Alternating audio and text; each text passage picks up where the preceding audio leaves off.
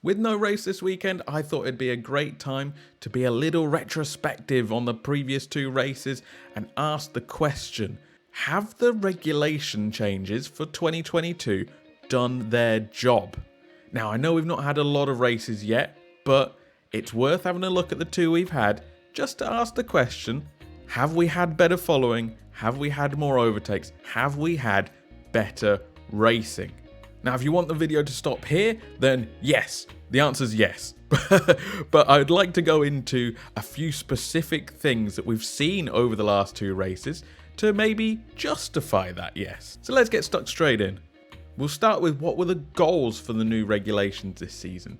Now, I kind of hinted at it just now, but really the goals were to improve the racing, to give us better, more clean overtakes, and to give us better, more clean following as well.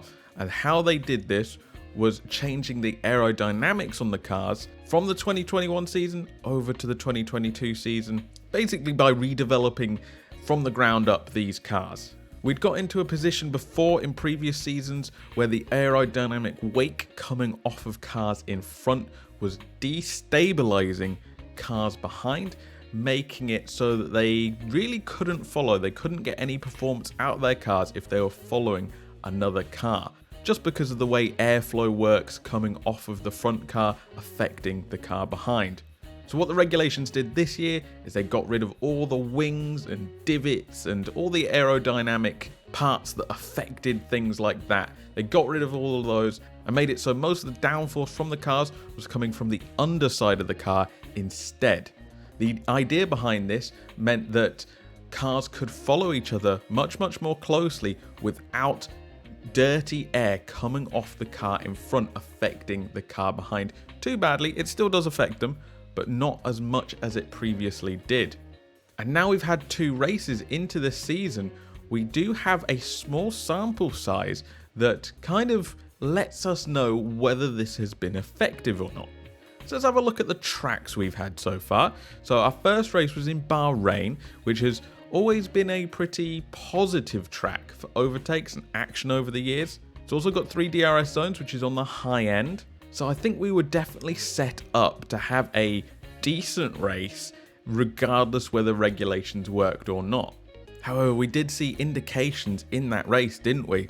We saw the cat and mouse games between Verstappen and Leclerc before Verstappen's retirement, where they had a multi-lap battle, overtaking each other, using the DRS effectively and tactically to do so, being able to follow around the rest of the lap before that DRS zone as well. Further down the field, we also saw the likes of Valtteri Bottas, Zhou Guanyu move forward from toward the back of the grid due to their faster cars. These gave us a very interesting insight into whether the regulations worked. And then we moved on to Saudi Arabia, which we didn't have a lot of data points for because the race has only been run 1 year, and that was last year. It's a very fast track, but it is a street circuit, which usually means that overtaking is on the low side. However, it is a fast track also with 3 DRS zones, so again, they're trying to give us the tracks that would maximize the amount of overtakes up front, perhaps giving us more of a skewed view of the regulation changes.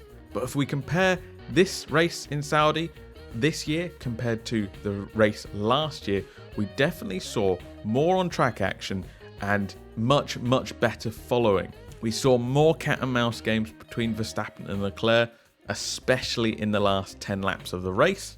We saw fantastic team fighting between Alonso and Ocon toward the start of the race, and we also saw Lewis Hamilton and Zhou Guanyu move from toward the back end of the grid much more toward the front, where a bit more where their cars are designed to be, overtaking all the while. So I think overall, while the tracks could have definitely given us a skewed positive view of these regulations, there are hints and takeaways that we can take from this that show the regulations are indeed working when we look at the details. The cars following each other seems to be the really big takeaway so far. We've seen so much more following and very much closer following as well. It's proper nose to tail stuff. That's unheard of in the previous era of F1. If we take the example of the Alpines in Saudi Arabia, That was a good chunk of time, like maybe even 10 laps, full of just one of them following the other, overtaking, the other one fighting back, overtaking, and just following each other around the circuit.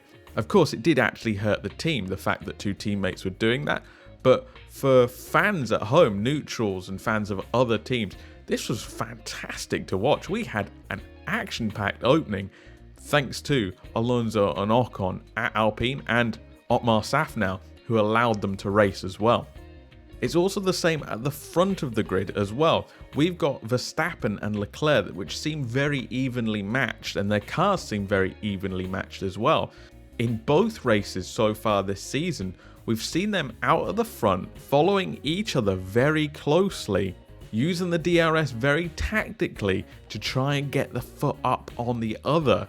It's been fascinating battles that have literally lasted 6 or 7 laps at a time. Again, very unheard of in F1.